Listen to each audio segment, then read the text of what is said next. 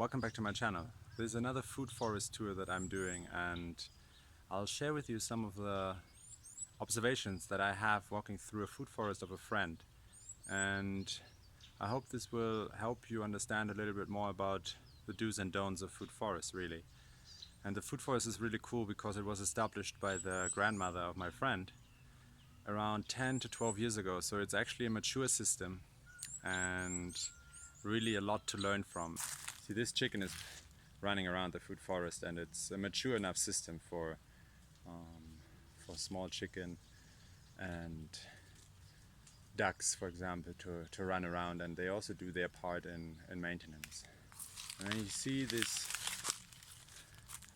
local lemon that is growing here, and there's a few citrus trees also interspersed in this food forest. There's a lemon, there's a lime, there's a local orange, and they are a bit the understory of this system. So we have the canopy of avocado and mango, and we have the understory of the citrus trees and even the bananas. And they complement each other very well and really maximize usage of this space. So you can see that Charles has also dug mini swales here, and he's been telling me that it's really been working out extremely well to harvest water and just again improve the productivity, increase productivity of this piece of land, just because the water is not immediately running off. Another lemon here. This could also be an orange, quite hard to tell. We'll move into the depth and thicket of the food forest. So here Charles has really dug a big swale, and that over the long term will really improve water harvesting in this area.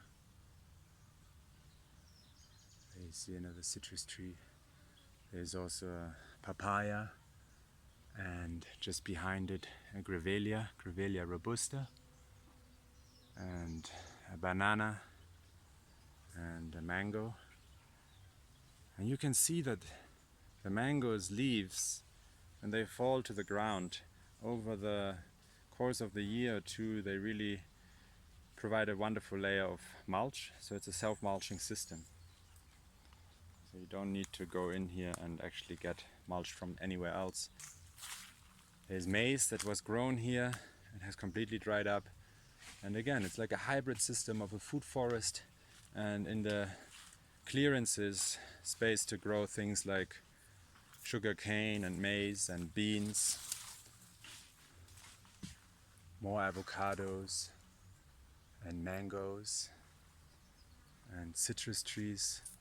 You see, I don't know whether you can see it, but there's really a ton of insect activity here. It seems to be a real haven for insects of all colors and sounds, and yeah, it's a real ecologically rich environment here, and that's obviously the main thing, one of the main things we're trying to achieve through this food forest system. You see, now we're in a really shady spot, and this will not see sunlight all day, and it's gotten immediately cooler, very cool here, and this microclimate is extremely refreshing. And you could set up a little seated area here or a table and just do your work or just read or just drink your coffee or have your breakfast and really escape from the heat of the day. And that's something that only trees can really achieve. Some more maize that has dried up. And now we're reaching an area where Charles has also planted some annual vegetables, sucuma, the kale, and then surrounding the periphery of the property is a row of Grevillea, which are useful for their wood, but also just to provide shelter. I'm always extremely impressed when I walk through this food forest and I see that the trees here, the 3-4 major big mangoes and avocados, and then the understory trees of lemon and oranges, and then the papaya and bananas, they provide hundreds, if not thousands of kilograms of fruits a year, and that really helps the family with meeting their nutritional needs. And it's a very small area, really. It's probably only around 20 meters times 30 meters or 40 meters. So on such a small area, every family, I think, could really grow a lot of fruit trees in a kind of food forest system. Now we are walking back, and you see, for example, there is a pumpkin that has come up here. I'm not sure whether it was planted deliberately or not, but it really doesn't matter. There will be a lot of stuff that is self-seeded, and oftentimes the self-seeded vegetables and fruits are going to be the healthiest. Here's another Cape gooseberry that is doing extremely well given that there is zero sunlight.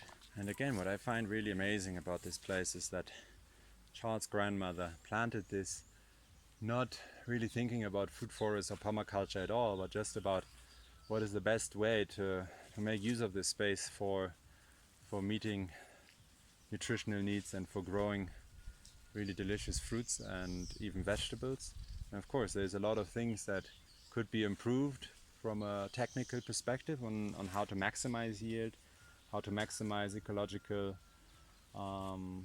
soundness and richness of this area. But looking at just the buzzing activity of the insects and seeing the birds up in the canopy, it's already so much more ecologically rich and valuable than all other comparable areas in this region.